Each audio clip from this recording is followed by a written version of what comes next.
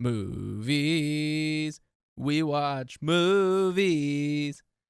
You listen to us talk about movies that we watched without you. It's beautiful. Thanks. Now this is podcasting.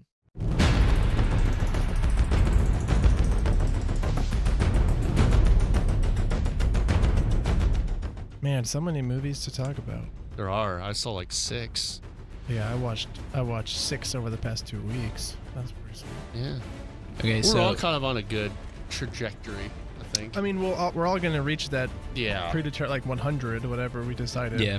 I'm about to... Let's do it 200. Let's make 200 No, the goal. I also feel... Dude, I think Spencer could do it at his pace. No, I do. I feel like in our race to 100, it's like there's a bunch of movies that you want to see, and then I feel like I'm kind of getting to the end of that list, and then there's the movies that you want to see, but there are reasons that you haven't seen those movies. Like there's where it's just like, man, do I really want to watch it? And then like you'll watch it and you'll enjoy it, but there's just something. That's the point I'm at right now. That's how I feel too. I feel like there's other things I should do rather than watch that movie. Like I feel like, Silence, right? Is that Silence the Martin Scorsese one? Yeah. I feel like that's just gonna be really long. Well, it's Scorsese, so it's going to be at least 3 hours long. And it's like, do I want to spend 3 hours watching that right now where I could be doing something else? Right. Like I saw, Casino is on Netflix. Start Casino at, I don't know, it was like 9 o'clock or something. I put it on, and I immediately paused it to see how long it is, and I immediately backed out because I don't have 3 hours. Yeah. I mean, Martin Scorsese is my favorite director, but there's only so much. Hugo is another one. Even more Hugo, where I'm like, if this wasn't Scorsese, I don't know if I would watch this. Right. But I probably should. I just don't feel like it. So what I've started doing now is I've started looking for places that talk about movies that I don't know about yet. Because then that way I can kind of get excited about like a review things again. Yeah. Okay. There's Red Letter Media is kind of what I've been listening to. At the end of every year, they have their wrap-up shows where they go and they kind of talk about all the movies that they watched throughout the year that they don't spend a whole episode on, right? Because they do all blockbusters essentially, all the Marvel stuff, right?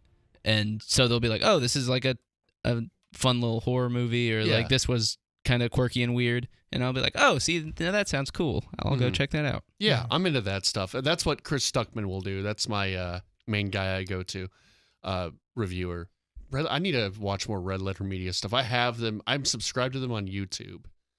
And so I'll make it a point because it's weird. With certain podcasts, I feel like, in certain like YouTube shows, I feel like I kind of get stuck on one and then I don't want to listen to anything else. Like right now, like I will kind of exclusively listen to the Giant Bomb stuff when it comes to video games. And everything else is kind of, it's either too cynical or it's too positive or it's too fluffy, or you feel like, I know it with like IGN stuff, you feel like they're a little too positive about things. And I'm not saying they're being bought, but they're being bought. Maybe. Whoa. I don't know. No, I'm not saying that, but they're definitely That's what you just said. Have friends. Yeah. You know what? I think it is they have friends in the industry they don't want to upset. In case you're listening, they're gonna be very positive. In case you're listening, IGN, he's not saying that you're being bought. So. No. But so if you want to give me a job, I'm not saying that. He's very much implying it. No, I don't think they're being bought. It's just, and I think it's just people maybe are giving them money. No, I don't think or it's that. Access or favor. I don't think it's that. I don't know what it is, but I think Giant Bomb is very down the middle. Because like there's other things that are like way too, I hate everything, and I'm going to tell you why everything sucks. And that's not fun at all. Like there's this 0 punctuation and they're it's funny, but good God, he hates everything. Like you. Yeah, it's funny for a couple of things when like someone is like super critical. Yeah. But yeah, that gets really tiresome just to hear critique. Yes, and and it's even stuff he likes. He's extremely critical on. That's why I like us, you guys. I mean, I like being critical. I think you should be critical, but I think we're pretty good. Yeah, I think we're all right. We'll call you out on your junk. Yeah. But we'll give you praise where it's deserved. I think we're probably some of the most fair reviewers out there. Yes, please write that in your review of us. Super FilmsCast 64. Yeah. Super FilmsCast cannot be bought, but we would like to be bought. We would like for you guys to try. If you try. If you have a sponsorship. If you come at us with money, we'd like to see you try to buy us. Yeah, I really want to see that. I freaking dare you guys to try to influence us. Disney, SeatGeek, you want to come at us? Oh, see, I'm you're shooting thinking for the you're stars. shooting for the stars. Oh yeah, I'm shooting for the realistic Loot Crate and Blue Apron. Give me some mattresses that come in boxes. Give me that. Give me the they'll pick your clothes out for you. I don't know what they're called, but they do your bonobos? Shopping, bonobos or something. Yeah, I'd like to take a step back to something Adam said earlier about he's running out of movies that he's really excited to watch. Mm-hmm. And I just looked over at Adam's computer screen and remembered that Adam watched The Love Guru this year. Yeah. So that was on the list of movies. That's what I'm saying. Like, I want to talk about this with Hurricane Heist, but there's just a certain point where I would rather watch a terrible, terrible movie than I would watch a movie that's like, yeah, that was fine. Yeah. So let's what's the show flow for today, Adam? What are we doing? So we're going to talk a little bit about our March Madness bracket. We'll talk about the movie Hurricane Heist, the best worst movie of 2018 yeah, so far. And then we'll get into what we've been watching and give you guys a few recommendations of movies that you guys should be watching. Oh, we also have news in there at some point, including the fight between Netflix and Steven Spielberg and Wow. also the Cannes Film Festival. Cat fight. There's a fight going on. So, should we start with our bracket? How's your bracket doing? How's our bracket doing? Our bracket is going great. Yeah. Everyone's a winner in the FilmsCast bracket. Yeah. Everybody is really happy how this is going. Except for Pee-wee. Sad story, but he to is be coming expected. to Comic-Con. He is coming to Dallas Comic-Con, Spencer. Yeah, I need to actually look into that. Oh, it's at Comic-Con? So I'd have to have Comic-Con tickets? Dallas Fan Expo. Okay, but yeah, I'll look into that and see if I would go just to if it's a Q&A with Mr. Rubens, I'd go for that. That'd be fun. Yeah. So we're in round 3 of the brackets, correct? Yeah, so we finished it. I'm trying to find round 2. Twitter moments, you guys. Yeah, they kind of effed up. They work well for a little bit, but boy, they're a real disaster once you get 60 tweets in. They're real hard to work with. This is a very happening moment. Yes. Yeah. But anyway, so I'm not going to get into percentages for our Sweet 16 round. But let's see. Do we have a Loyola Chicago? It's weird with the rankings just because we're not really ranking by quality, we're ranking by favorite. Yes. So it's just, and especially with the internet pals one, it's a little difficult. And I think I'd like to set the record straight, just so. And I don't think anyone's judging me here when I say Pee-wee's Big Adventure is my 1 seed. That is my favorite movie. It is not nearly the best movie. I just love that movie. Yeah, we know. So this is actually not the Sweet 16 games yet. These are the round of 32 matchups. We did 2 this week. What we did is we all ranked our top 16 movies, and then we got 16 movies from our online friends on Facebook and Twitter, and we put them all in a March Madness style bracket. So in the Adam region, Inglourious Bastards beats Mad Max. Shaun of the Dead beats The Graduate. Yeah. Mm-hmm. That's We got some idiots. I'm not idiots. I'm joking. It's a recency thing. Yeah. Yeah, I don't know. I feel like I saw both of them around the same time for the first time, and I think The Graduate is fantastic. I really like Shaun of the Dead. I'm pretty sure I voted for Shaun of the Dead there. Sure. And again, The Graduate is a much better movie, but I would rather watch Shaun of the Dead. And we kind of talked about that last week, where it's sort of like what you actually just said. It's a lot of it is, what would you rather sit down and watch? Yeah. Yeah, and I think Shaun of the Dead's probably more enjoyable, I disagree. I think Shaun of the Dead is laughing enjoyable. Like you can sit and I wouldn't even say that. Really? I think The Graduate is as funny as any other movie. I think Shaun of the Dead is just more of the time right now. Sure. It's a lot faster and visually. I'm not saying at all that it's a better movie than The Graduate, but I'm just saying that if you say it's funnier, I disagree. Okay. Because I think The Graduate is different kind of funny. very funny throughout. Okay. Empire Strikes Back beat Office Space. I think that's going to be in the finals. Yeah, Empire. our finals may end up looking like some real basic white Yeah. boys, some serious white boy. And let me privilege. can I sidetrack on that? You guys need to be looking at the lists on Letterboxd because they're really funny. Like there's some good you can go and look at like just popular lists. And they're just really funny. And I looked at some of them like basic straight white boy trash. And and a lot of them are, one was like, bro, is this movie gay? And it's like all the Fast and the Furiouses. And it's some really funny stuff on there. I'm sorry. Keep going. And yes, those movies are all gay. Oh, very gay. There's an American Dad episode where they find, I think it's, at that time, it's the Fast and Furious 6 script.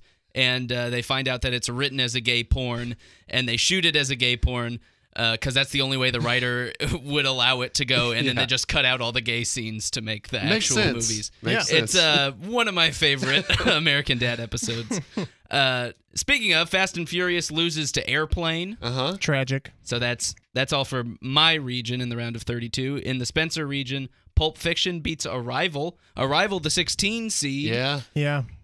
Which upset Pee-wee. The UMBC. Yes. Fargo beats Back to the Future. The Shawshank Redemption beats Monty Python and the Holy Grail. The Dark Knight beats The Goonies. Yeah. I'm not I think that's pretty much going, with the exception of Fargo over Back to the Future, I guess, maybe going as they're seated. I think that's another one where it's Fargo is ahead of Back to the Future in your seeding. Okay, I couldn't remember. So Shawshank was an 11 seed that made it through, but it squared off against Monty Python, which was a 14 seed. Yeah. So they were both underdogs, I suppose, but also Shawshank has like some of the most recognition among people, and I think it's a great movie, but I think people maybe like it is up there as one of the really great movies, but I think people maybe overrate it. That sounds bad. Okay. Yeah, I think it is something that people say, oh, if it's on, like I'll just watch it. It's like, right. Yeah, I mean, I get it. It's really, really great. I would consider it one of my favorite movies of all time, like top 50. Yeah. But like, I wouldn't say it's the best movie I've ever seen. I think it's like people used to be like, oh yeah, Citizen Kane, best movie ever. It's like, well, you're just saying that.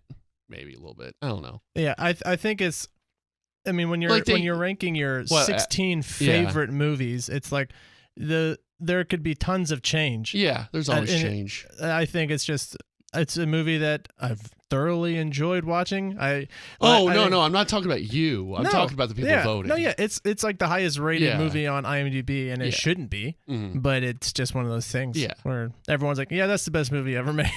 Adam, you looked at me weird when I said Citizen Kane. Well, because I don't think Citizen Kane was ever really like a general moviegoer's favorite movie. But that's like people who want to act like they're big into film say that's their favorite movie, even though they don't really.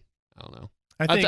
Don't say you don't know. Stand behind your opinion, Trey. I said people that like to pretend they're into film like to say Citizen Kane or The Godfather when they say what their favorite movie is. Right, but those hold way more merit as like masterpieces than Shawshank Redemption does. Right.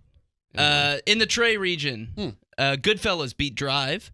Step Brothers beat 7. What? Step Brothers' amazing run continues, It beating is- A it is Clockwork going. Orange and 7. Jeez.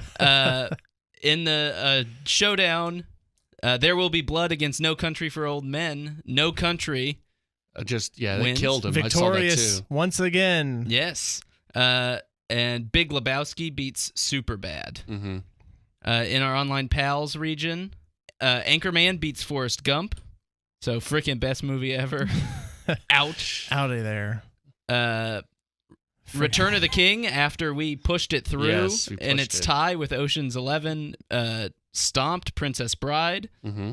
Major League moves on after beating Independence Day in the obvious worst matchup. Yes. What the hell? That Major League on par with No Country, Goodfellas, and Empire Strikes Back. Yeah, and then Godfather 2 beat Castaway. So that brought us to our Sweet 16, our 16 candles, I would say, to make it I like it. a film. In my region, Inglourious Bastards against Shaun of the Dead. Inglourious Bastards rolled in this one. Mhm. I was kind of surprised about that because Shaun of the Dead had such strong support early on. 72-28, Inglourious Bastards moves on.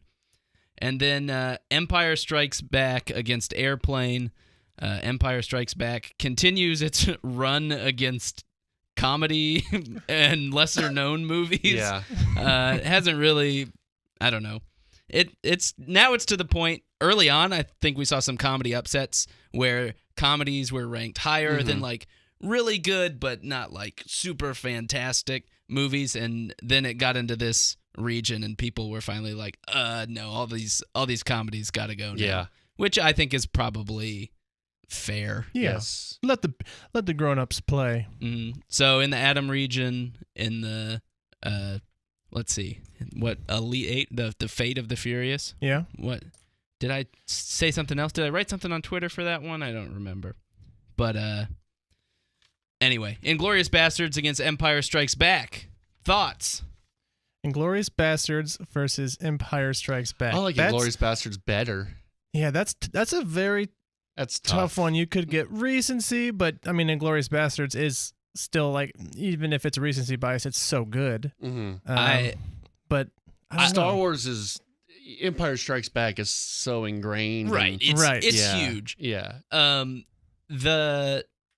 Now we talked about this when we went back through our Star Wars stuff about how, if we ever knew that Darth Vader was Luke's father, like if we ever didn't know that going into the movies, because it was just such a huge part of pop culture and you kind of knew that before you really even watched the movies. Yeah.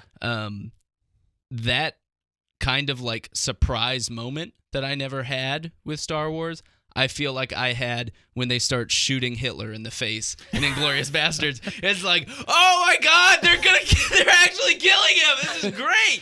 It like is super exciting. Like I remember the first time I saw it, I was like, oh man, how's this thing gonna go wrong? And then they Nope. don't. Yeah. It's just like, nope, this is a fake history. They and just they burn everyone. they burn everyone and they shoot Hitler in the face Yep. a million times. Yeah, they don't just kill Hitler; they mutilate him. Right, which is so great. That is my Darth Vader. That is your Darth Vader moment. So who would you guys pick between Inglourious Bastards and Empire Strikes Back?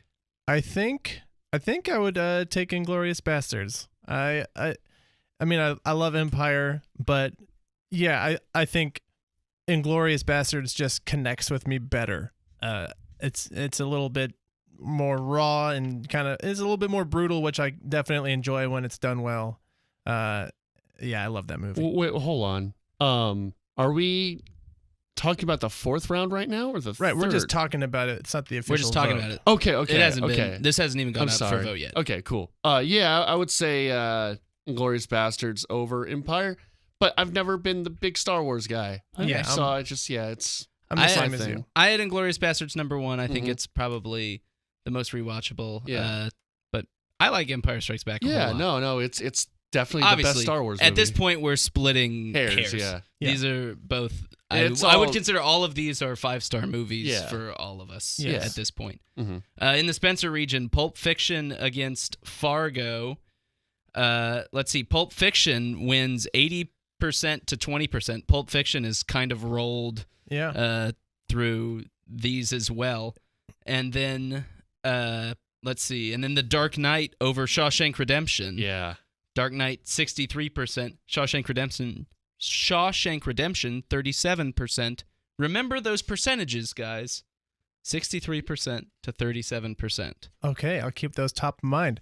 This is the second Tarantino film. Oh, I know why. And the 7 round plus 1, with the 7 as the V for some reason. Right.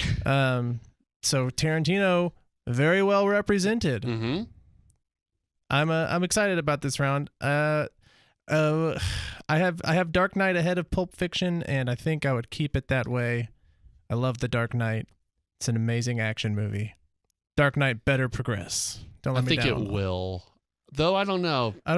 This is probably this is the toughest call, I would say, out of the Elite 8. Because they could go either way, and I could see it going either way.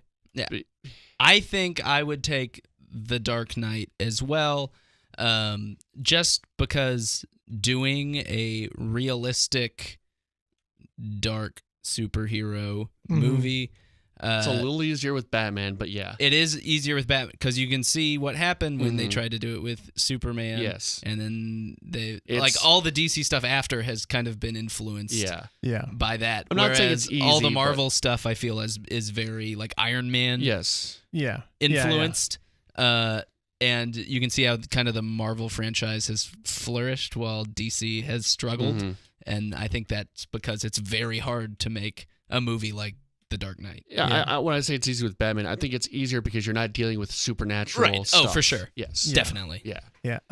I think also for me, a big reason why I would take Dark Knight, just me personally, why I take Dark Knight over Pulp Fiction is the first time I watched Pulp Fiction is on DVD at home, whereas Dark Knight is like, like we're high school kids. Where you're in the theater and it's packed, and that was like that's just those like it's those moments are like if you're a big time moviegoer, those like monumental movie going events are super important to me. So I'm with you there. I'd go Dark Knight just because like I really like Pulp Fiction, but I think Dark Knight just as far as a little bit more, I don't know. I don't want to say memorable, but I think there's like the Heath Ledger's Joker is just so iconic to me. Like I love that character. I like to, pretend I like to do the voice of that character a lot. Not here. Well, my voice is bad. That's the thing. I think if you're just comparing characters, I mean, both movies have great some of the most characters, memorable characters. They do. In all of movies. Yeah. Like Jules Winfield is so fun. Yeah. And then it's Vincent Vega is like that duo. I mean, there are so many freaking T-shirts. Very iconic. And and even Bruce Willis's character was really good. I thought, And I can't remember his wife's name in the movie, but some blueberry pancakes. Oh, it's so freaking good. Yeah. Don't be a square, man. She draws it out. She doesn't even say it. She just draws it. Yeah. Wow. How cool is that? She's pretty cool. Nice, Neil Quentin. Wallace. In the Trey region, Goodfellas ends the reign of the Step Brothers. I feel so embarrassed. With a 63 to 37 win. Wow. Our second straight 63 to 37 win. And then in the other matchup in the Trey region, the Coen Brothers matchup. The Coen Brothers matchup, No Country for Old Men beats The Big Lebowski. Yeah. 64 to 36. Almost exactly the same. What a crazy coincidence. Almost a 2-1 split. So Goodfellas against No Country for Old Men. That's going to be interesting too. I think Goodfellas will win out, but people love No Country. I don't know. I would take No Country. Yeah. Personally. Again, I saw No Country in theaters. Yeah, me too. So I think I'm biased. I saw it with my dad, and he walked out within 10 minutes. What? Really? He hates violence in movies and stuff. Yeah. What? Wow. Yeah, he hates violence. And he's like, No Country for Old Men. What? So what movies does he like? I like comedies. Like he likes Caddyshack. He's probably pissed off about Step Brothers. He likes. I don't think he's seen Step Brothers. He's not a big movie guy. Freaking Goodfellas sucks. Too many people He liked die in that Goodfellas. movie. He did like Goodfellas. I showed him that. I don't know. It's It's like weird. so violent. It's weird. He's a weird guy. Favorite movies? I think also it's because he So travels a lot Italian. too. Yeah, he's very Italian. He travels a lot, and he's very sensitive. And when he pulls over the guy in the middle of the road, I think it kind of touched too much because my dad's always on those kind of roads. So it was sort of touched a chord for him. Didn't like that. Interesting. How does he feel about like The Hitcher or anything? I don't like think that? he's seen, like, again, he's not into movies. He doesn't go and watch movies really.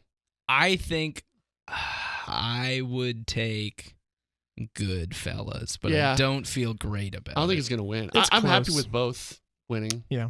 But, those are two of my favorite movies of all time, so I'm a little biased. In our online pals region, Pals. Anchorman beats Return of the King 63-37. That's ridiculous. See, I'm fine. I voted against all of the Lord of the Rings movies throughout Wow. this. Not because I dislike them, but it's just I think I missed the boat on them as they were coming out. So I didn't have. I think when. I don't know. I'm sure it is something I could get into later, but those like being so interested in those movies is part of like you were swept up in them as they were being released. Definitely. And I I missed get that. that. I could see that totally because I definitely was. Yeah, I saw Two Towers was the second one, correct? Yes. I saw that one in theaters. That's the Okay. first one I saw. And then I saw one like sophomore year of college, and then I saw 3 Yeah. like pretty much that same year. Okay. So I think I've only seen them each once. Mm-hmm. So it's one of those things I need to revisit, but not this year because we can only watch new movies this year. Anyways, I mean, I would have picked Return of the King. I also would have picked Return of the King. Anchorman, though, representing for the comedies. Mm-hmm. is that the lone comedy to make it through? I mean, Pulp Fiction is funny. It's not Yeah. a comedy. Yeah, No, I wouldn't I consider mean, it a comedy. You could put No Country for Old Men as a comedy. They like to. There's interviews with Tommy Lee Jones dark saying it's a humor. comedy. Yeah, Tommy Lee Jones has no idea what he's doing at any moment anymore. No. And then our final matchup, Godfather 2 beats Major League. Oh, no. Please tell me this way. one is 63-37. It is 63-37. Yep. How? Who So picked? of our 8 matchups, 5 of them were either 63-37 or 62-38. So, I mean, the people who picked Major League over Godfather 2 were joking, right? Like, that's a joke. I mean, Major League is great. It's like one of the best sports movies. Very fun. Very fun movie. I don't know. I guess if you are going on the which one would you rather watch. But, Well, yeah, But at a certain point, it's like you can't do that to certain movies. Right. Mhm. I don't know. I kind of prefer the first Godfather over 2. I've never seen 2, actually. It's really but good. It's like I know Major League is not better. Yeah, it's really good. I think I kind of like the beats of 1 a little more, I think. Yeah. It's whatever. It's good though. Maybe I'll watch Godfather 2 You this should. year. You should see it. It's on Netflix if Yeah. you have a day to spare. Yeah. Anchorman, Godfather 2, who you got? Godfather. Well, I've not seen Godfather 2, so I'll take Godfather 2, although I really do love Anchorman. Anchorman's really good. Anchorman is so good. Anchorman's I mean, that's really good. it's one. It's this is definitely Will Ferrell's best and one of the best comedies of the millennium. Mm-hmm. If it's which I would rather put on and watch. Which this is whatever you Yeah, want it to be. No, it is. I've said that before. I Yeah. don't know. I don't Yeah. know about at this point.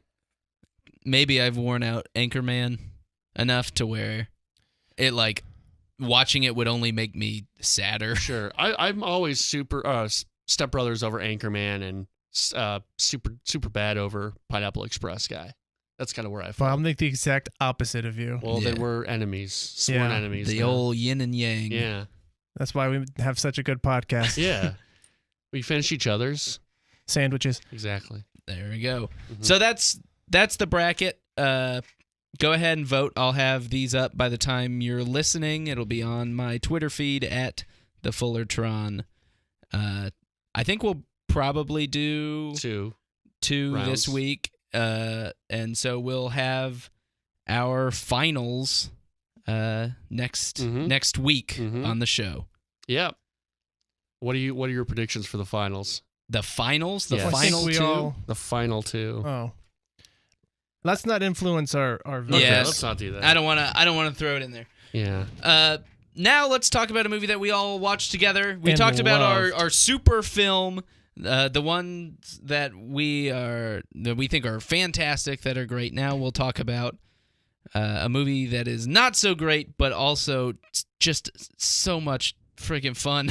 It's amazing. It's called Hurricane Heist, and it's the latest movie from the director From the Russian bots who hacked the election. Hurricane from Heist. Rob Cohen, who directed the original Fast and Furious. Oh yeah. And Triple X. Yeah. So he has skins on the wall when it comes to wildness. Yeah. Just wild, crazy, fun movies. Mhm. And this is about the synopsis. Thieves attempt a massive heist against the U.S. Treasury as a Category 5 hurricane approaches one of its mint facilities. It's an amazing concept, but I do have to say, going into this movie, I had seen the trailer once. I was amped enough off of the one trailer that I'm saying, oh yeah, I got to see this movie. I was very much confused based on the history of loving these Fast and Furious movies. I thought I was going to be rooting for the people committing the crime. I thought it was going to be an Ocean's 11 thing. I thought I was like, oh yeah, I'm rooting for these cons. It's more fun to do that, but right? no, in this movie we are rooting for two brothers from Gulfport, Alabama. Which Rutledge brother are you? Are you more of a Breeze or a Will? Oh, I'm a breezy. I'm No. a breezy guy. Breeze is the bad boy. I'm a breeze guy on the weekends, but during the weeks, I'm a Will. Give for me a sure. Will in the streets and a Breeze in the sheets. That's what I'm talking about. So this movie opens up. Breeze and Will are children driving away from a hurricane It's with one their of father. The best openings in modern cinema. They're driving away and they're kind of annoying their dad, so he tells them to study their football plays. They're all doing like the heaviest Southern accents possible. Hi, Paul. Spider 2-eye banana, Dad. And then the truck crashes into some sort of field. The kids run into a house. The hurricane knocks over a water tower, and the top of the water tower rolls over their dad, and Yep. he is dead. Yeah, and I'm going to say, before we get too far into this, watch this movie, because there are going to be so many times when I'm biting my tongue, sparing you details, because this movie is all about the details. Oh yeah. Like the reason why the dad is not in the house with the boys during the hurricane is because for some reason he has to move his car from the field to the road during the hurricane. So He needs to. yeah, No time to waste. And then once the dad dies, the house gets tipped over and the boys see a skull form from the clouds. Yes, very ominous skull. And the house falls on the boys, but they survive. They survive this. They Yeah. do. And then flash forward to today. Yeah. Will is a meteorologist who's driving around in the Dominator. Yes. Which is The a Batmobile. Like right. the It looks tumbler, like yeah. it looks like the Batmobile from Dark Knight Rises. And He's got his little iPad. all the goddamn government fat cats Man. back in Washington say it'll be this tropical storm. We'll got- bump it up to a Category 1 hurricane. We got all our technology here, but I just have my senses. I know when the hurricane's coming. And Will is played by a guy who you may know from the episode of Black Mirror where he has his little eye implant and can rewind and rewatch all the stuff with his girlfriend. So this is an English actor, and he's going all in with this Alabama accent. Yes. It really makes you wonder how many people auditioned for this role where they couldn't find someone with a slightly more believable just Alabama accent. Mm-hmm. But you know what? I think they made the right choice with this guy. They did, yeah. He was so good, and just you believed this is a really sentimental character, and you believe that throughout the entire movie he cares about his country and his brother and the girl and football and the football, peanut butter and jelly sandwiches. Yeah, and money that is about to be was going to be destroyed anyway. That is such the weirdest point of this movie is that yes. It's like, why are we saving this money? It's going to be destroyed. You have to retire money, otherwise you have inflation. Oh, if you have too much money circulating, you get inflation. He's saving really all of us. He's saving the common man's buying power in America. He's a modern day hero. Will is a hero, and so is, I can't remember the lady's Shannon from Lost is in it. Shannon from Lost. She was also a fantastic hero. She's great in certain roles, and this isn't one of them. Well, you see, we're gonna fight about this because, man, was she badass. She's badass. We're introduced to her when there's all these people from Alabama trying to exit Gulfport. They're being ordered out, but they're trying to go one way. There was a wreck coming the other way on this 2-lane road. A bunch of trucks carrying to-be retired money. Yes. What does she do? Runs into the front of one car, pushes it back 10 feet, and then drives through the crops. It's tobacco crops, so it's okay. though. It's so okay, she's preventing people from smoking. Yeah, she's a hero. Curing cancer. She's a hero.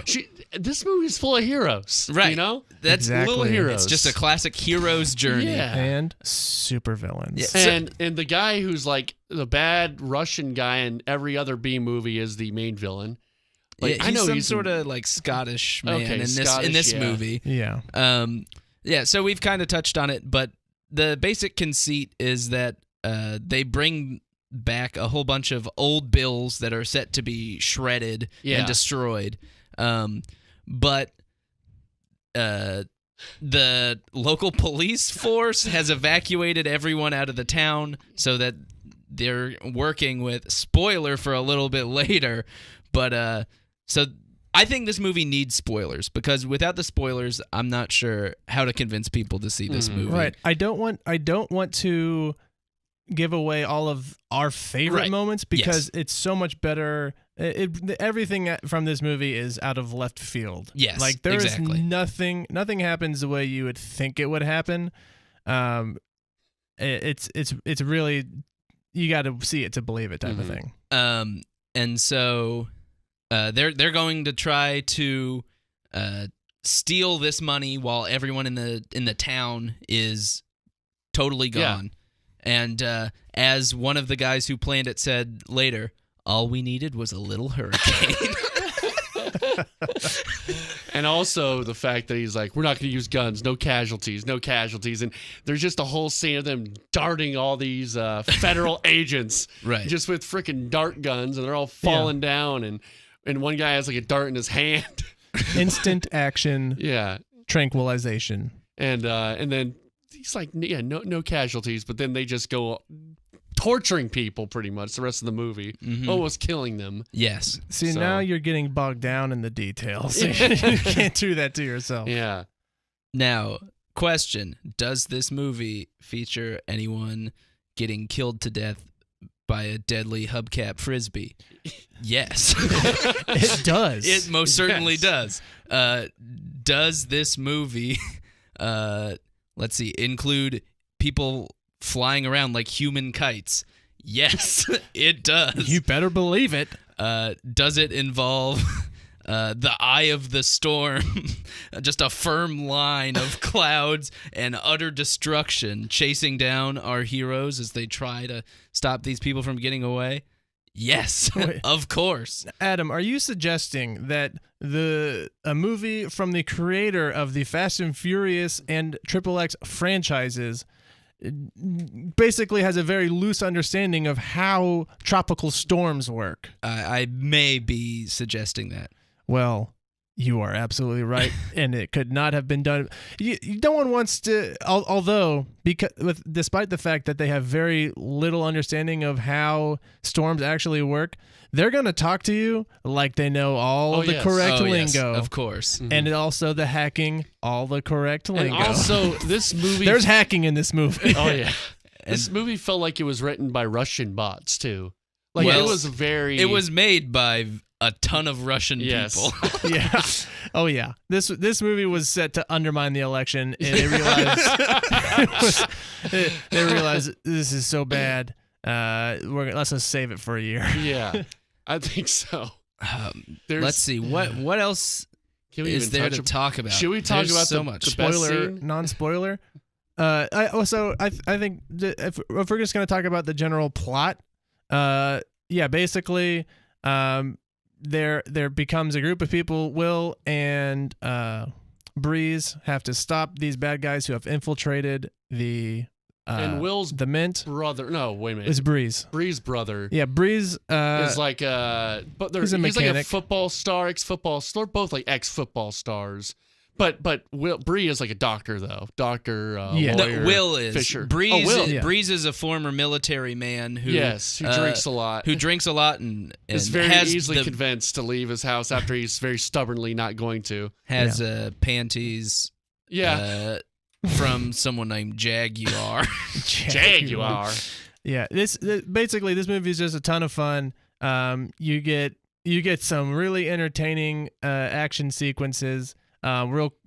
Just people who are basically like, what kind of fun can we have with people fighting in a hurricane? You get a lot of fun with that. Mm-hmm. You get scenes that are pretty much ripped directly from the Fast and the Furious. Oh, do you mean there are multiple scenes almost back to back where one of the Rutledge boys drifts, opens up a door, and yells at Shannon from Lost to get in? Oh, you get multiple of those, Grace, and you get people jumping from car to 18-wheeler. Oh yeah, the ending was very into Fast and Furious. Yep. Oh yes.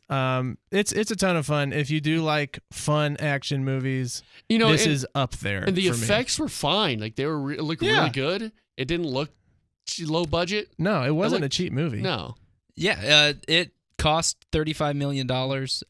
Domestically, so far, it has made $6 million. Oh, no. So this is a bomb. Let me check the foreign box office. I really am blaming Black Panther. Any other time, this movie would have been a hit. A hit. You guys support your local insanity. This might have been a hit 20 years ago, too. I think this movie...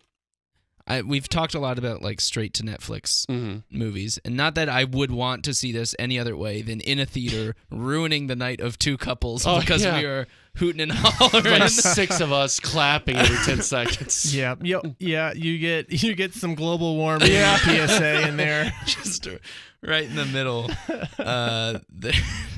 This was here all the time. There's just like so many like it's so little quotable. catchphrase. Yeah, there's a ton of. Can we mention the peanut butter and jelly? Or should we say say the peanut butter because that has nothing to do with the plot. Right, but that I feel like we should save that for spoilers because like the fact that just happens is so good to me, not knowing what's coming with that. Well, yes, it was here the whole time, or it was here all the time, not the whole time because that would make sense. Yeah. It was here all the time. I do think this is a type of movie where it's way better in a theater. I think it definitely has that midnight movie feel to it. And I hope it does gain some sort of kind of cult fame. Yeah. I don't think it will. No. There are too many like bad movies nowadays, at least. But God, I love this movie. Yeah, I want to own this movie when it gets on Netflix because it's probably out of theaters wherever you are at this point. Unless you look for it, they'll have. I think this weekend there was like 1 or 2 showings. I think it's worth the time to go see it. But if not, wait for it to be on Netflix and invite some friends over and just have fun yelling at the screen because it's great for that. Yes. So, do we want to get into kind of spoiler zone, talk about your favorite parts of the movie? Sure. Yeah. Let's do it. So Trey, you were talking about the peanut butter and jelly. Yeah, so there's just a part of the action. This was after I think the tumbler or whatever got all beat up and destroyed, and he's just The kind Dominator. the Dominator. Or no, it had to be before because they're on it. Yes. And it was just sort of a downtime, and she's like, I'm really hungry. And he's like, you want some PB and J's? And he just pulls a drawer out from his car full of peanut butter and jelly sandwiches with days of the week written on there. And I think he gives her like a Monday, right? Yeah. Yep. She goes, I hate Mondays. Or some Garfield reference. And yeah. She was like, I would have preferred a lasagna. Yeah. Don't you got a convection oven in there? No, but She are, says, are you going to say the line? She says, so is this Jif? And he goes, no, well, it's Skippy. He goes, I'm a Skippy guy, so I like Skippy. Because, what was that? I'm a Skippy guy, so it's Skippy. It's Skippy. But it a is, Skippy guy. what kind of jelly was it? Smucker's? Oh, she said, yeah. Smucker strawberry, though. Oh, yeah. Yeah. Yeah. Yep, Which they is- agree. It's such a confusing exchange because it is a very long exchange for no purpose. Mhm. It's supposed to be like them falling in love with each Yeah. other, but But- they're just like talking about ingredients in their peanut butter and jelly sandwiches. Yeah, it's like the type of scene that you include to add length to make it a cool 90 minutes. But this movie is like almost 2 hours long. Yes. Yeah. They didn't need this. So yeah, like you said, Adam, I think it's to build that relationship, I guess. Yeah. And these are, I guess, Russian folks who think we bond over our peanut butter and jelly Americans ingredients. love food. They love brands. They will eat the food. Yeah, and that's the thing. Also, it's 3 different brands, so there's Yeah. no way it's like it's product We're placement. totally dissing Jif, too. Like, we're kind of, Yeah. Yeah, Making they're like, fun of no, them. it's not Jif. I'm Hell a no. Skippy man. I'm a Skippy boy. I Which, like who that the hell is Skippy. a Skippy man? Skippy's Some the worst. monsters. Unless Skippy sponsors this podcast. They also build a relationship over a pissing scene. Oh, Oh, right. yeah. Where God, they just pull over to piss and talk for like a minute and a half. And they're like right outside a mall, too. And she's just squatting, peeing on a pillar, and he's peeing on a different pillar, and they're just getting really sentimental. And it's one of those. This movie is so full of just. You cannot relax because you will get caught off guard with something ridiculous in this movie. My favorite scene, which Trey, you went to the bathroom and missed. Yes. Uh, well, I had to take a call as my dad calling me. Oh, okay. I Yeah. didn't know why you left, but It's my father. okay. It was an emergency. Thank you. What was wrong with your father? Don't know. He was making sure you weren't watching violent movies. Yeah, it was. That violence, Trey. You know, my mom once asked me if I ever got messages from ISIS on my PlayStation. I'm like, no. yes, Mom. I'm always getting friends requests from ISIS to play Rocket League. No, comrade. I mean, mom. Anyway. So there's a scene when they're in a mall where they're going to do a swap of Shannon from Lost for Breeze Rutledge. There are hostages in this movie. Yeah, and Will and Shannon from Lost have both tied some rope around their waist, and Will checks his Apple Watch and is checking the barometric pressure outside, and it's dropping, and he sees it gets to a point, and he shoots his gun through the glass ceiling of the mall, and it's like a black hole has opened up, Yep. and everybody just like gets sucked out. It's like an airplane. Yeah, it's like a scene from a movie where like someone opens the Yeah. door of the airplane and everyone gets sucked out. Goldfinger gets sucked out. Yeah. Yeah. But Will and Shannon from Lost are tied down, so they just get like tossed around like rag dolls in the air, and I cannot do justice with words to how insane it looks. It's one of the funniest things I've ever seen on screen. Yeah. It is 2 human balloons just getting thrown around in a hurricane, but being put down very gently afterwards. They just kind of climb down. It's almost like gravity has just flipped temporarily. It's insanity. It's Sure, we'll wonderful. rewatch this. it's I'll watch so that great. again. I plan on buying this because I am afraid it is something that'll just get forgotten. Disappear. It'll disappear. But like Gotta show your kids. I want to show this to people who have not seen it. It's amazing. Audio commentary?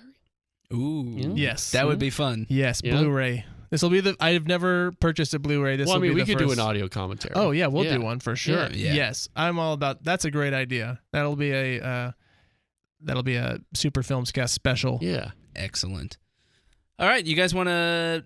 Can we Do you mention have the anything to say? one last the line where so the whole thing is that Shannon from Lost had some code to get into this bank vault, Right. and she had it on her iPad, Yeah. and they're trying to get to her, and they finally get her in the facility, and she finally bites and gets the iPad, and it's just in this like It's in a bin of shredded money. And she pulls it out, and her line was, It was here all the time. and it was just the what? I think that is. We had a pretty good hunch that this movie was written by someone with a loose grasp on English, Yeah. as well as tropical storms. That was just like so clear that Right. this movie went through edit, and they're like, yeah, it was here all the time. Like I could see her be like, "Hey, there's a problem with the script. I don't think the grammar's right here. No, you say a line. It was No, here all the time. I think no, it's wrong. No, you say a line. How would it? Okay, fine, I'll say it. Yeah. So go watch this movie Yes. however you can. Watch it. I gave it... Now, our rankings for this movie were different, and I've kind of struggled with this. It's difficult in to do. ranking Yeah. bad movies if you're giving it 1 to 5 stars. I gave it 3 because it's not up there with The Room as No. like A 5. a so bad and so fun, but it is pretty fun. It's very fun. But just like that little step down from The Room level is kind of a big drop off, I would say. So I gave it a 3. So I would rather watch it than, let's see, what do I have as I would a rather 2.5 watch- star? I would rather movie? watch it than Too Fast, Too Furious. Yeah, That's tough for me. I don't know. I feel I might rather watch Too Fast, Too Furious, but that might also only be because I've fallen so in love with the franchise Sure. as Yeah. it's, Yeah. you could say, matured. Okay. No, honestly, if that's the lowest point, It's then- tough. Yeah, it's yeah. tough for me because I gave it a 4 because Yeah. I loved the hell out of this movie. I gave for Sorry, I'm sorry. No, yeah, I think part of it. I'm not positive, but I saw it with a large group of friends, Yeah. which is how I saw Fast and Furious 6, which is why that is one of Yeah. my favorite movie going experiences ever. That just amplifies it for me, is when you're with a group of people who are all game with just enjoying this bad movie. I thought So- that made it a lot better of an experience with staying with like you guys. for sure. That was Yeah. that was fun. I gave it a 2. Yeah, I'm with you. I could probably fluctuate on the ratings. I think I just kind of gave it a 2 for the quality of the movie itself. No, and that's fair. Yeah. That's a fair thing to do. Right. Absolutely, because Yeah. you can your score can mean whatever you want it Yeah, to mean. and I guess it's a little contradictory to my score for The Room, which is a 5. Right. Because I think that just sort of goes. It becomes Super Saiyan for a show I'm watching. Like that's it. It breaks the barrier. I think The Room does. Yes. Where it's not just a bad movie. It's like a masterpiece. It's, Right. Yeah, it is truly a half star. Yes. But like that's even doing it justice, which makes it a 5-star movie. yes, exactly. It's a bizarre phenomenon. All right, Phenomenal. Hurricane Heist. Check it out. Check it. It may not be the last you hear about Yeah. it on this podcast. I hope not. News time. News. Let's talk a little news. Netflix originals have been banned from the Cannes Film Festival. Oh no. That's insane. Now, the films can still play. Yeah. They just can't win awards. That's so weird. What is the whole point of doing this? Is this just people upset that they're not going through the proper channels? Yes. Pretty much. I think it's also people who are very much purists in terms of film as an art form. Mhm. You And film is to be viewed in a movie in theater. the cinema. Yeah, and so they don't want their perception, like they want their perception of films to be the one true lasting Mm-hmm. perception, I guess. And it's also a really French thing because Okay. French movies, if once they're in theaters, they can't show up on Netflix for like 3 years. Oh wow. Okay. That's interesting. Because they want that industry to do well. Cannes also banned red carpet selfies. Just to show you the kind of what's going on at Cannes. Sure. Sounds like fun. Yeah, They're a bunch exactly. of fun. They're tons of fun. Where it's like, hey. See, I think you can have both, because I don't agree with the people who are like, I don't like seeing movies at theaters at all. I think they should all come to Netflix automatically. It's like, no, there's some movies I definitely want to see in theaters. Yeah. But I could, but the other side, though, is like, why can't you have both? The best of both worlds. I think the what's come up lately as an option is where you can pay like $20 I've heard that, to watch the movie at home right away versus going to a theater, which I don't know if. Hey, I got the movie pass. Get movie pass. We'll talk about movie pass in a second. Steven Spielberg says that Netflix movies should be eligible for Emmys and not Oscars because they're made for TV, which I don't necessarily. I guess if you want to be technical. I don't know, though. I disagree, but I kind of get where he's coming from. Right. I understand what he says. His rationale. I still disagree. I think I hope movie theaters stay around forever. I think they will, because there are still movies making $1 billion. They should at least stay around for a while. But I mean, like the medium is changing. Like the way people consume the media is changing. There's not really anything you can do about it. There are going to be good movies that come out on Netflix, and I think they should be eligible, because the process of making the movie is still exactly the same. I mean, obviously, like getting funding might be slightly different, but the creation of the movie and how it would be judged is the same. Kind of makes me wish that Annihilation would have just been a Netflix. Even though I enjoy watching that on the big screen, I feel like that could have been a good kind of start point, or a good sort of marker of what a Netflix movie could be. Yeah. Like, I think that could have been like a good benchmark. Like, hey, look at this movie. It is a Netflix movie, and it is probably one of the best movies of this year. I think that part of it is that Netflix has trouble. Like they have so much content. Yes, and it's which I think they probably need to start trimming that down. But all they're talking about is making it more and more. Yeah. And it's less and less. Like, you can barely find movies on there you want to watch. And it's you'll find, if you leaf through it, you'll find stuff you're interested in, especially TV and movies. But when it's like, okay, I want to watch this movie, you can rarely find it anywhere. You have to go to Amazon and rent it. Yeah, I'm hoping The Irishman, which I'm not sure if you have any of the news. Do you have any of the news on The Irishman? We talked about it last week. That's a little right. bit. Yeah, it's over budget, and it's like $135 million. Yeah, it's crazy. So I think this might be might be the best. Hopefully, is the best Netflix movie, but it will definitely also be the biggest loser in terms of cash loser, because that movie's so expensive. Yeah. Movie Pass. We talked about it a little bit. Movie Pass cut its prices to $6.95 a month for new subscribers. If you're listening to this podcast, which means, and you've just listened to us talk about Hurricane Heist for a little bit, that's why you need a Movie Pass. It's worth it. If you're going to go see Avengers, or if you're going to go see Black Panther, it's less than a ticket to one of those movies, and you can see stuff like Hurricane Heist for free, essentially. Yeah, you're bored at home and you decide, I'm just going to watch Netflix. No, screw that. Go see a new release. Get some popcorn, because now you can afford to get popcorn. It's amazing. Or just save your money. Yeah. Trey. So, Trey, were you able to use it when you went to go see Death of Stalin? No, I did it after. Okay. I bought it after. I mean, I had to go see that. I don't know if it works for Magnolia. Does it work at the Magnolia? No, I don't think it works. Okay. It works at 91% of theaters nationwide. Okay. Though. So does it work at Angelica?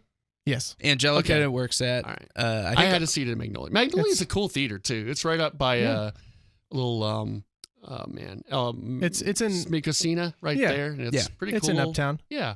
It's fun. Now, is this $6.99 a month? You pay it up front, or are you month to month? Month to month. Oh, that's amazing. Yeah. Because when they were running it for a while, where it was a little bit less, but you had to pay up front. Yeah, it was like $90 for the year, or something like that. So definitely get on that now. Yeah. Lock in that $6.95. It's a great deal for $15, which is, I'm paying $10.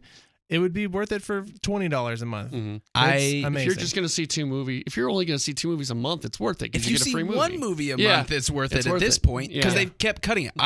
I was a Movie Pass subscriber at $40 a month. Yeah. And then they cut it to 10, which was insane. Now it's all the way down to 7.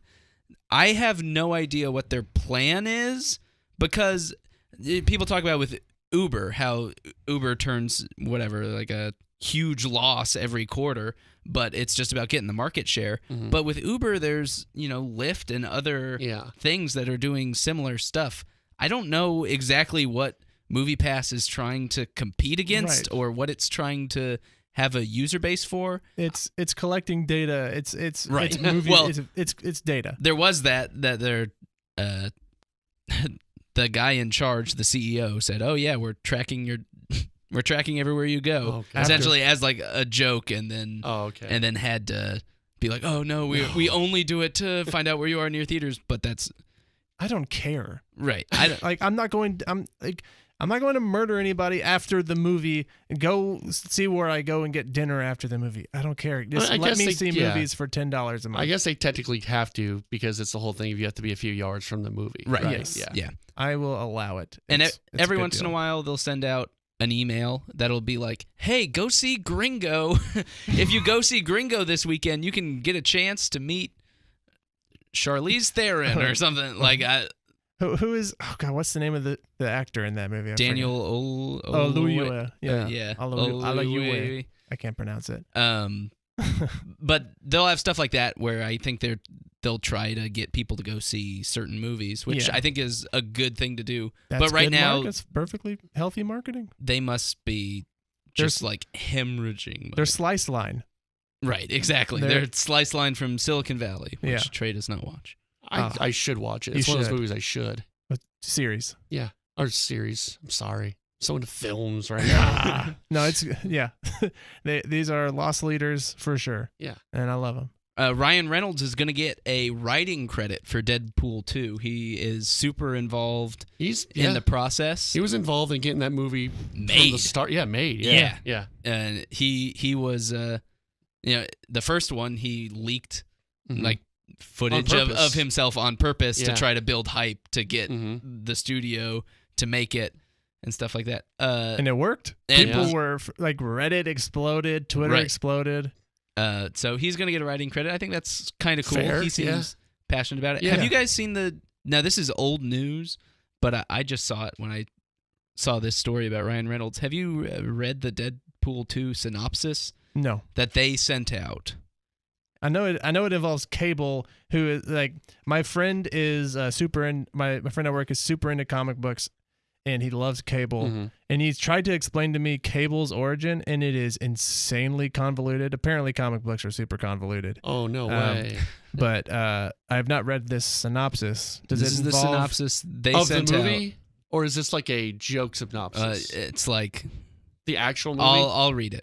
I don't want spoilers for people who want to see the movie, though. I mean, they sent it out. They're not After surviving a near-fatal bovine attack, a disfigured cafeteria chef, Wade Wilson, struggles to fulfill his dream of becoming Mayberry's hottest bartender while also learning to cope with the loss of his sense of taste.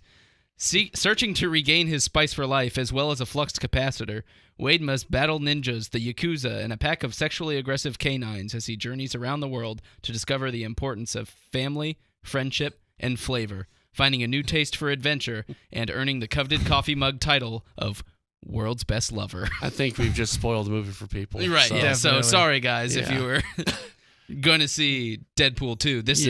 That's what's going to happen. Okay. You see, when it's like, I think you and I had the same reaction after seeing Deadpool 1. Like, you liked Deadpool, the first one, right? Yes, I did. I was worried for what it was going to mean for movies going forward, though. Right. And I was worried, like, oh, this could get really stale really fast. But things like that are hilarious. That's very funny. Right. And so it gives me hope that the shtick won't get stale, provided I think the jokes will still be good. It from the preview, it felt a little bit like 22 Jump Street, where I think they're going to be kind of making fun of that. They'll do sequel jokes. Yeah. Yes.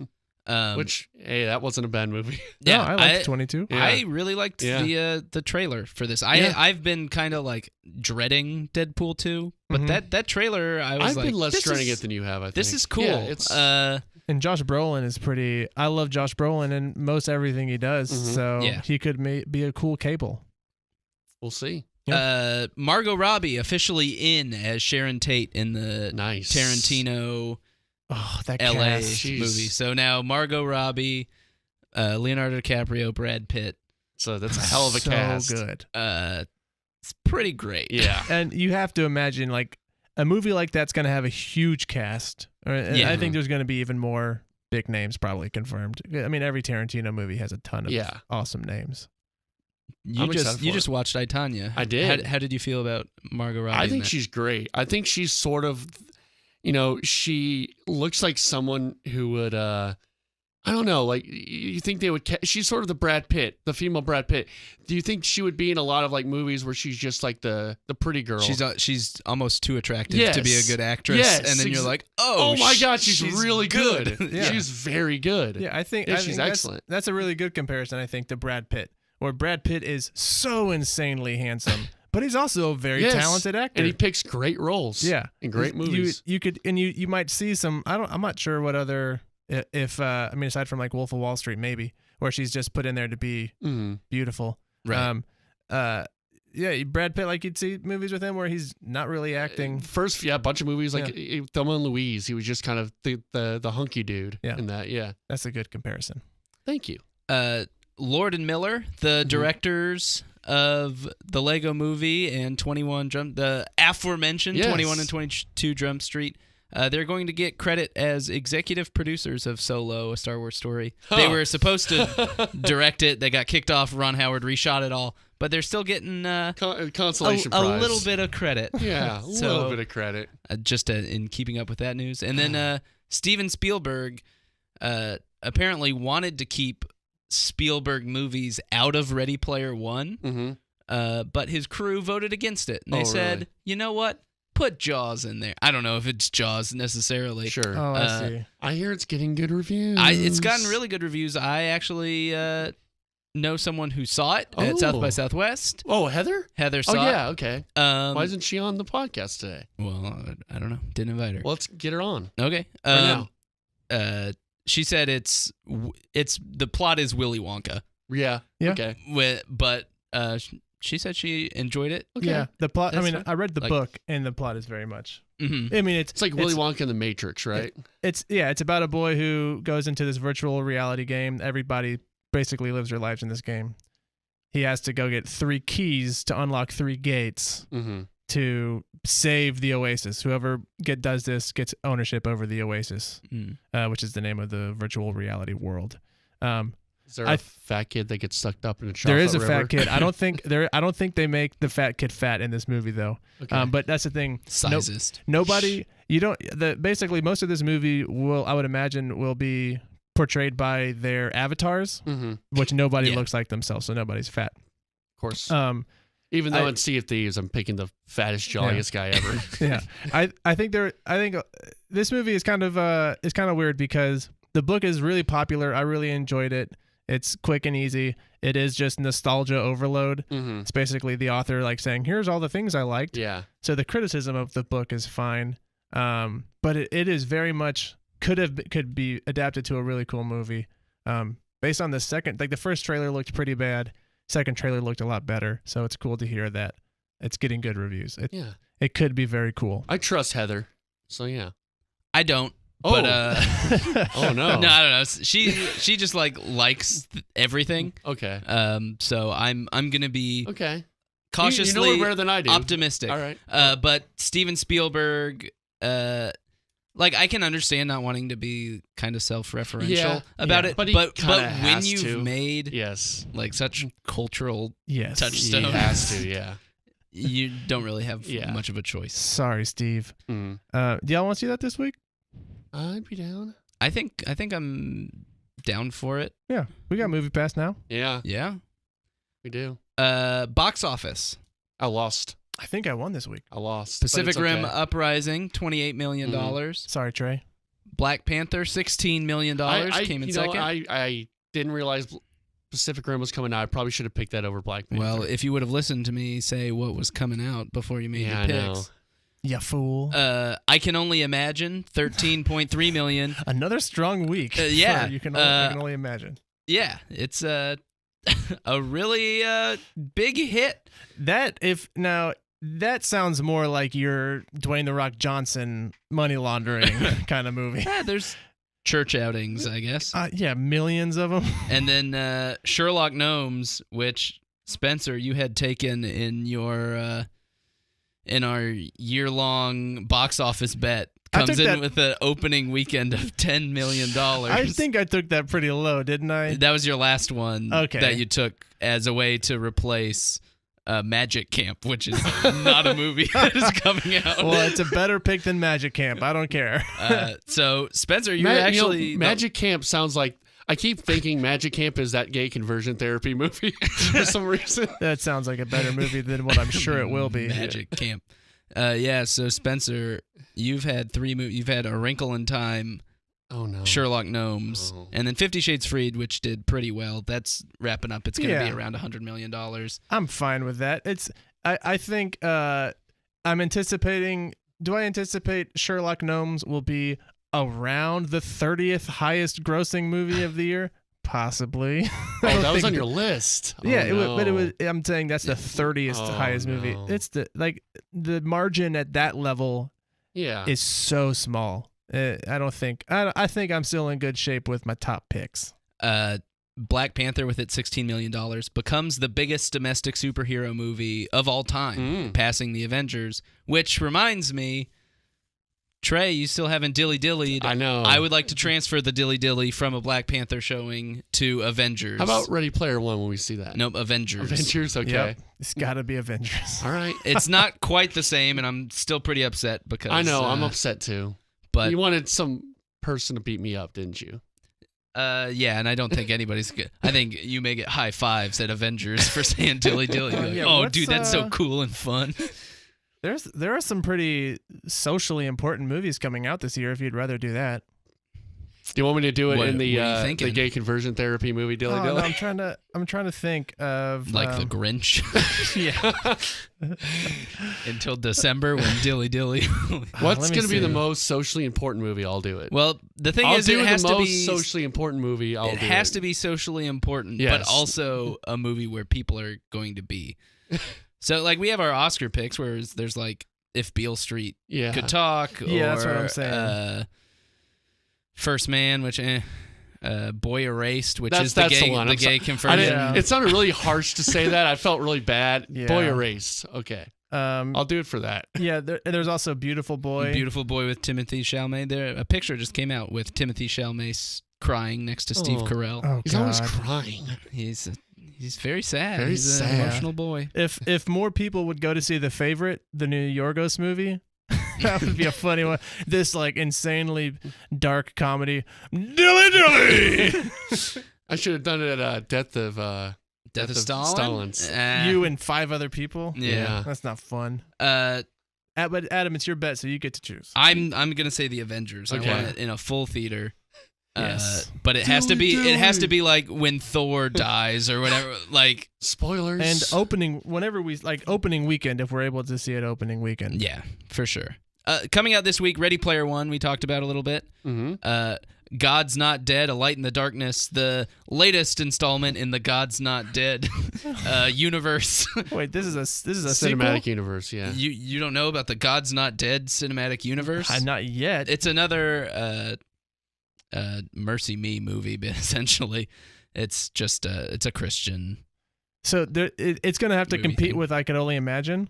Yeah, that's also like a very Christian movie, is it not? Right. Yeah. So, man, that'll be a hot button right there. And then Tyler Perry movie, another Christian movie, Acrimony. What? I don't know anything about it other than it's called Tyler Perry's Acrimony.